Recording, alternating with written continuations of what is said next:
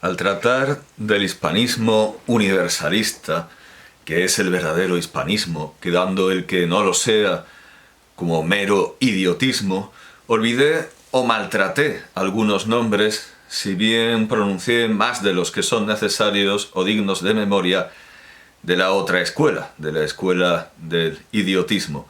Entre los nombres que tenía en mente y olvidé decir está el de José María Camacho Rojo, que consagró valiosísimos estudios a la tradición clásica grecolatina en la literatura española. Siempre me ponderaba lo importante que era esta rama de trabajos, pero yo le respondía que eso era como investigar las trazas de trigo en el pan.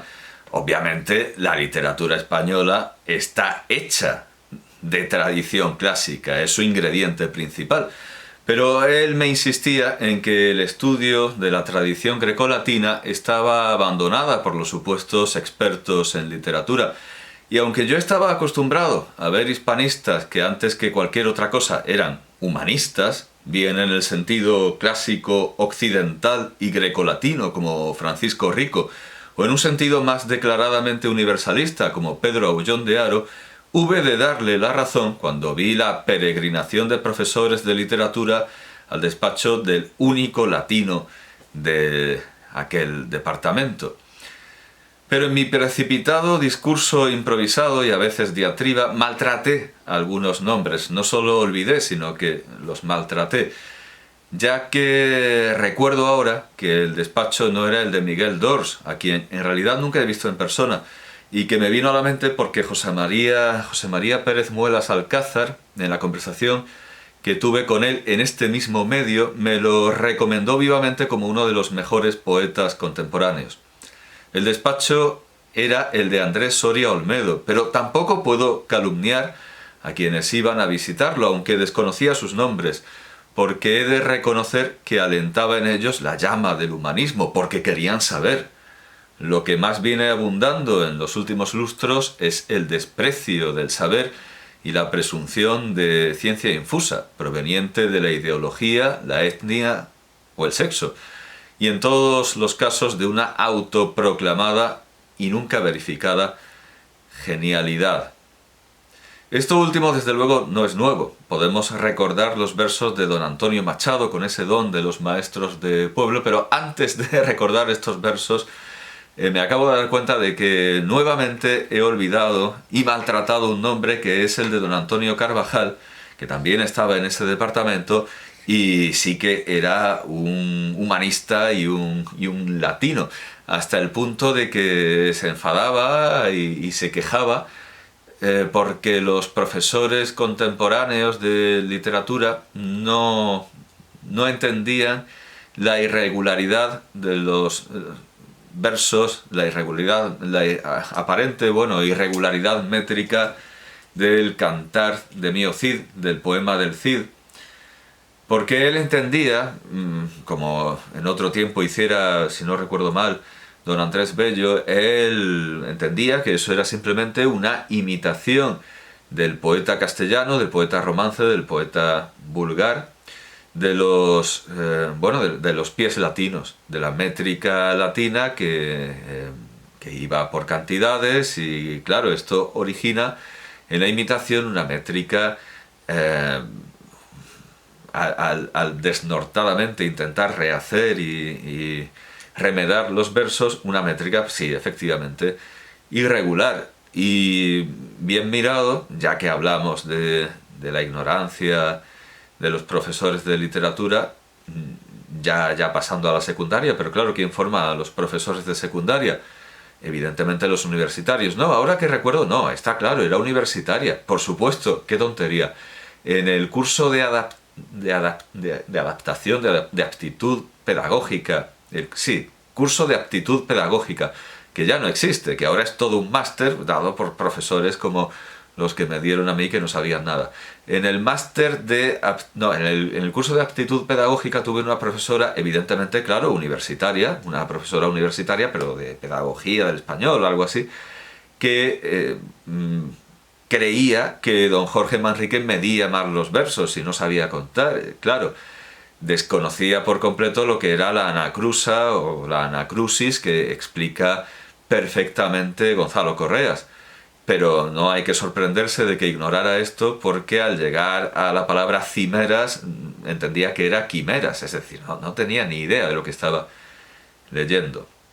Vayamos a don Antonio Machado, a esas acusaciones de ignorancia que hace don Antonio Machado. Castilla, miserable, ayer dominadora, envuelta en sus andrajos, desprecia cuanto ignora.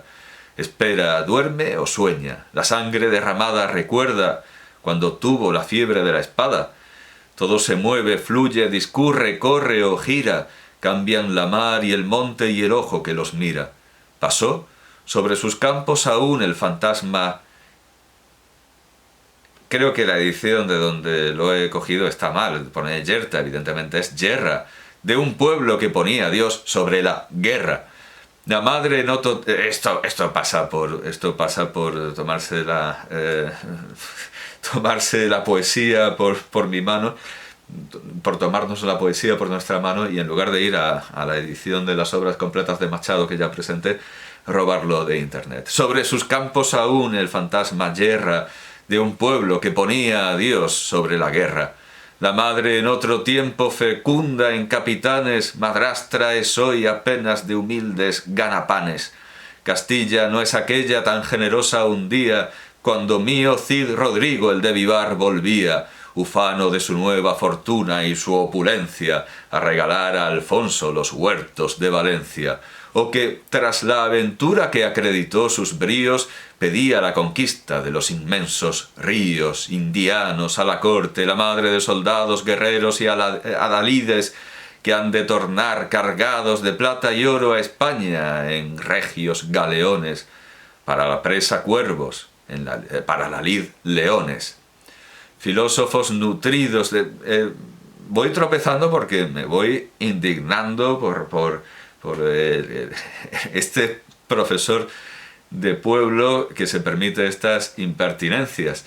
En regios galeones, para la presa cuerpos, para la lid leones. Filósofos nutridos de sopa de convento contemplan impasibles el amplio firmamento. Y si les llega en sueños como un rumor distante, clamor de mercaderes, de muelles, de levante, no acudirán siquiera a preguntar qué pasa. Y ya la guerra ha abierto las puertas de su casa. Castilla miserable, ayer dominadora, envuelta en sus harapos desprecia cuanto ignora. El sol va declinando. De la ciudad lejana me llega un armonioso tañido de campana. Ya irán a su rosario las enlutadas viejas. De entre las peñas salen dos lindas comadrejas. Me miran y se alejan, huyendo y aparecen de nuevo, tan curiosas. Los campos se oscurecen, hacia el camino blanco está el mesón abierto. Al campo ensombrecido y al pedregal desierto. Claro, esto es un remedo de Virgilio.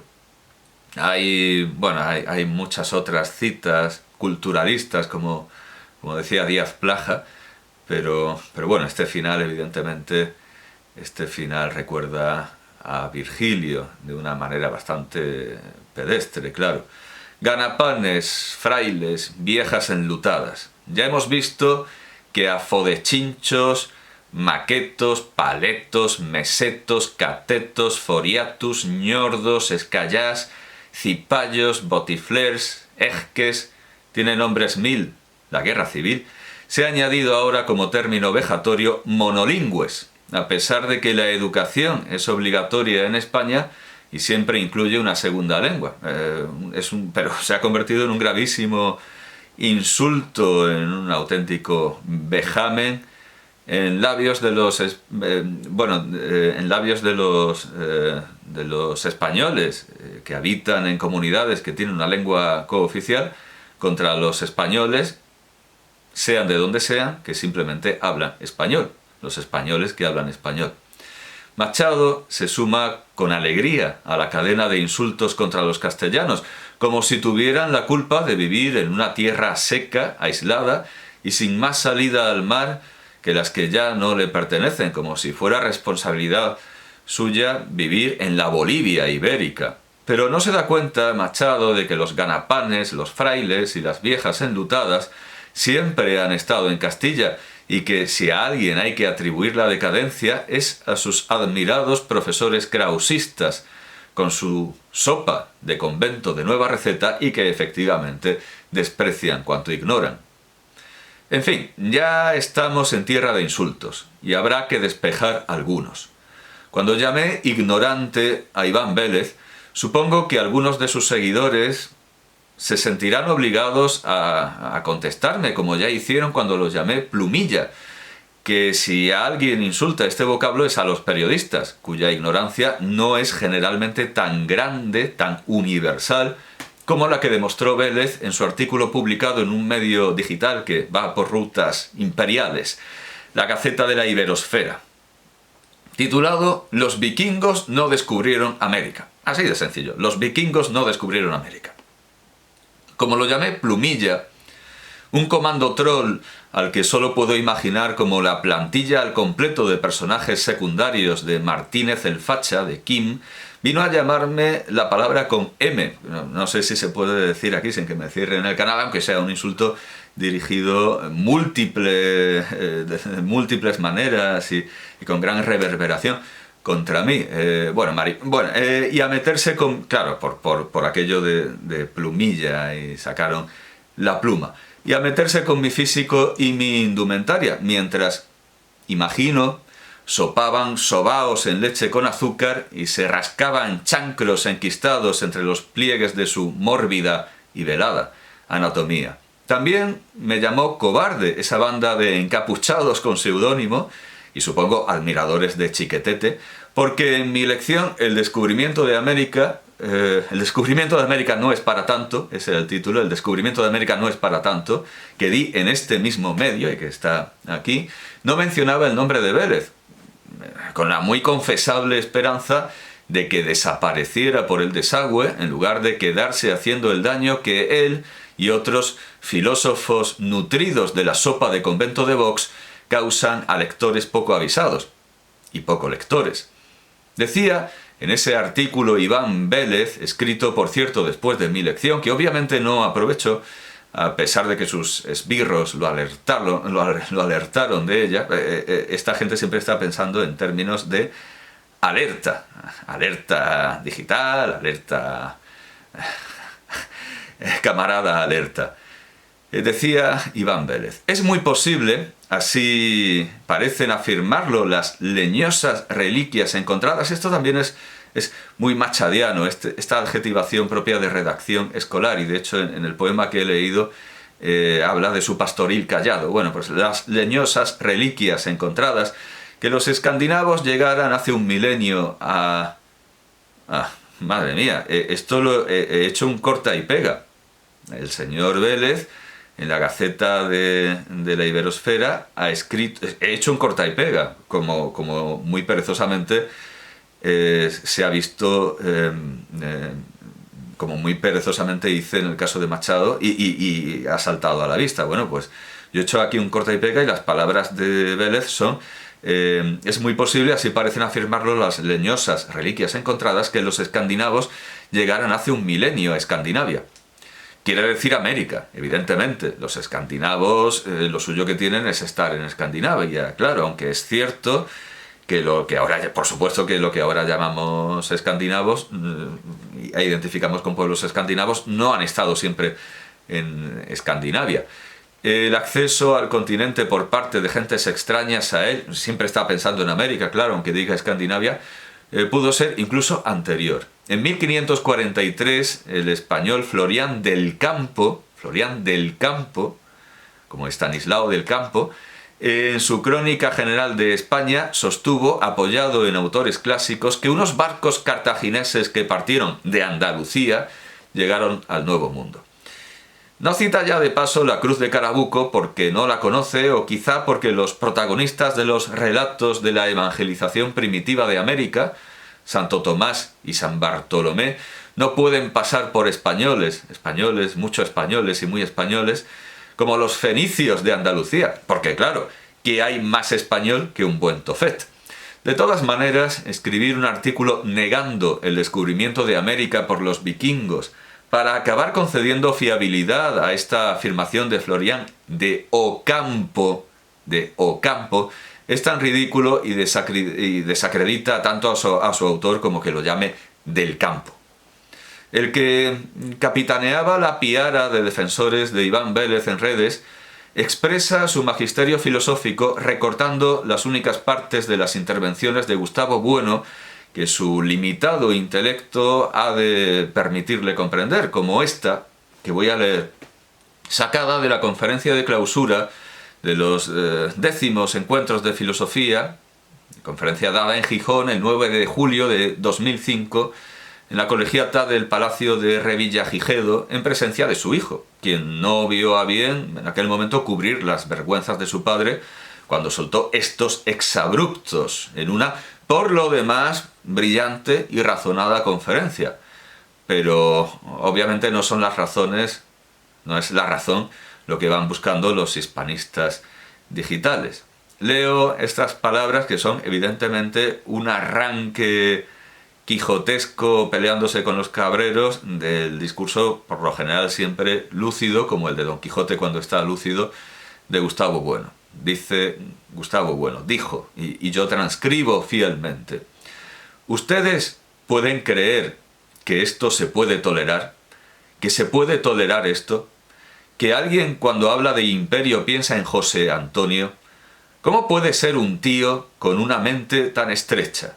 Cuando un individuo tiene un horizonte un poco más amplio, piensa en Lenin, en el imperialismo de Lenin, así lo pronuncia la francesa Gustavo Bueno, en el imperialismo de Lenin.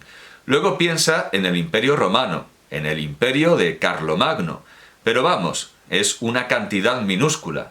Entonces este o es un idiota, y además dueño de un poder político, que eso es grave, o dueño de la prensa y demás. Esta gente, yo no puedo hablar con ellos, yo no puedo dialogar, por eso digo que el diálogo es imposible.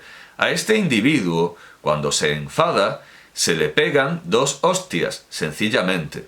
No tiene solución. ¿Qué diálogo? Entonces resulta, quiere decir que el diálogo se interrumpe aquí. ¿Cómo puede ser discutir con esto? Es imposible.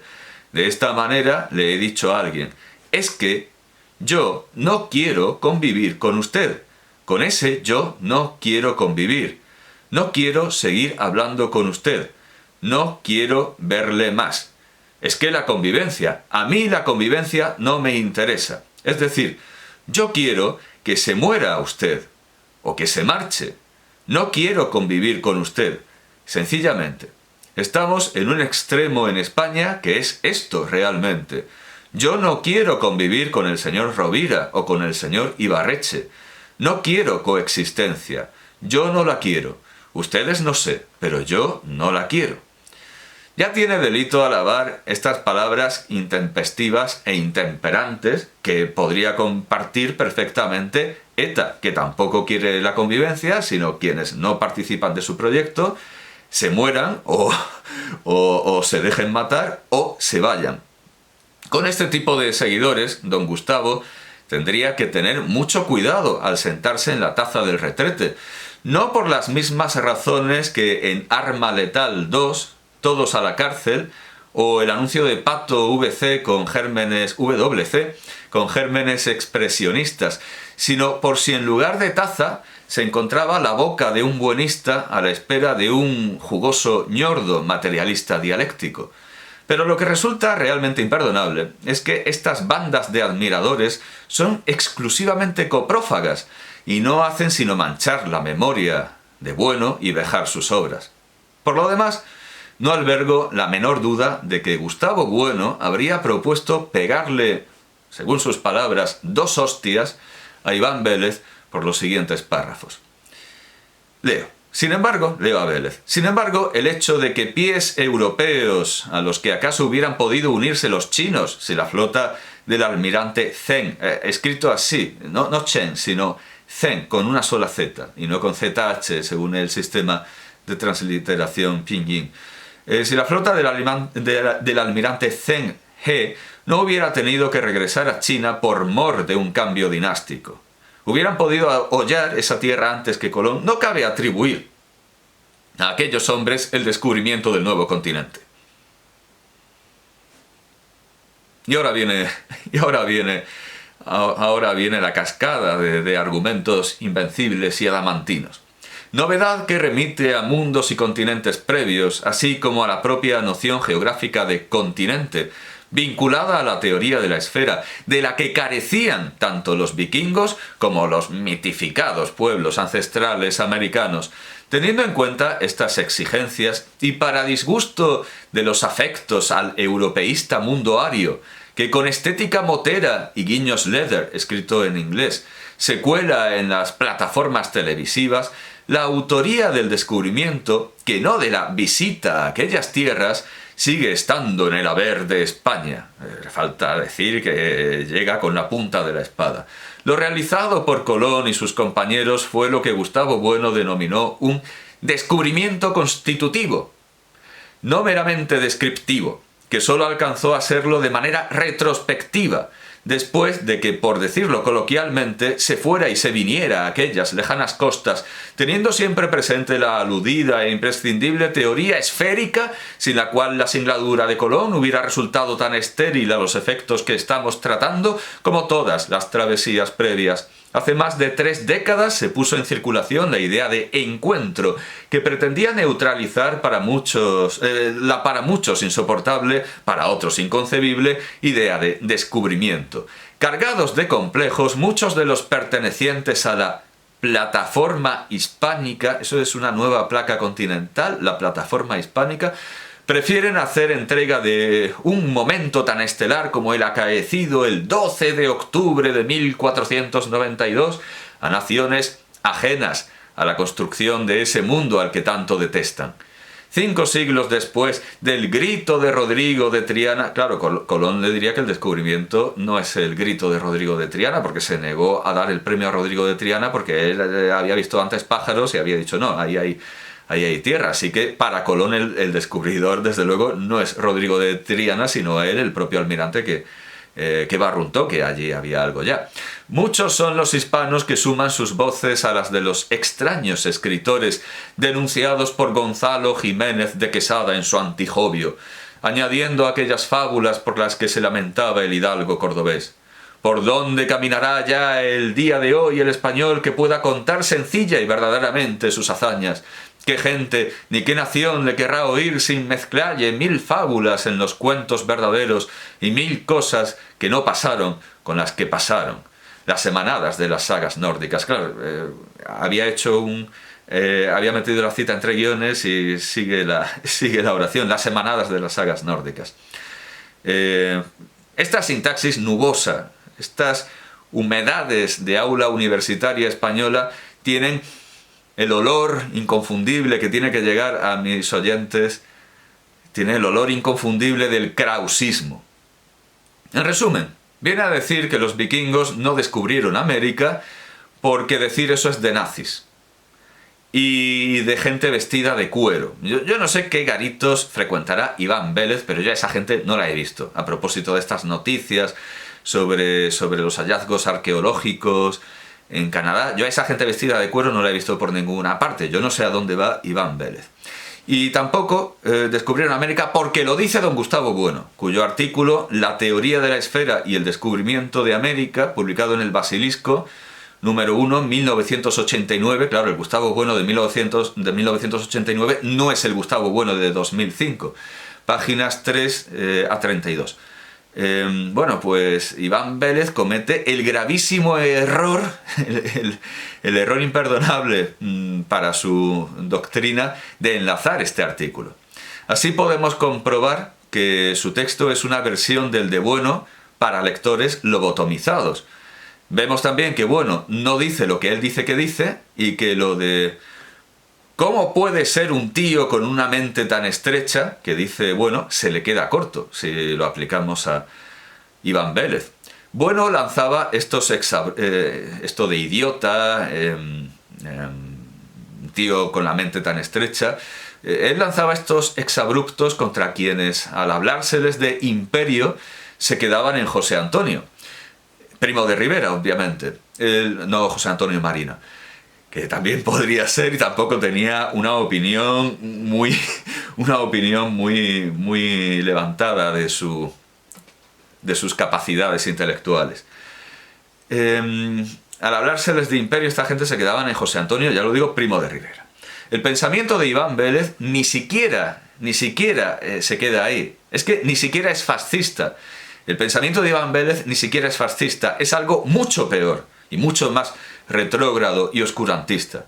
Entre los puntos iniciales de Falange Española, publicados en el número 1 de FE, es un juego, claro, FE, ya lo he explicado alguna vez, Alfonso, me lo ha contado José Guillermo García Valdecasas. Alfonso García Valdecasas registró un partido que era Frente Español, FE, con el juego, claro, de fe, como la virtud cardinal, fe.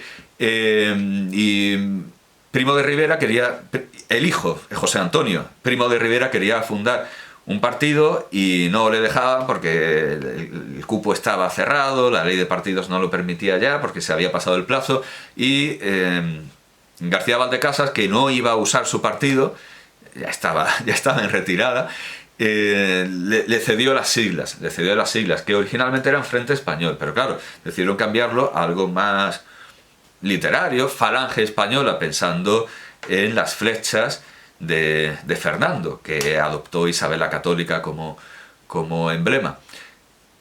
Y como decía siempre José Guillermo García Valdecasas, que se decía en su familia, pues menos mal que no les dio por ponerle Fruslería Española, que hubiera sido posible. O sea, es FE, Falange Española, pero evidentemente siempre está el juego de fe, de la palabra fe. Bueno, este primer número se publicó en Madrid, 7 de diciembre de 1933, páginas 6 y 7. Y ahí se lee, entre otros puntos, ya lo digo. El separatismo ignora u olvida la realidad de España.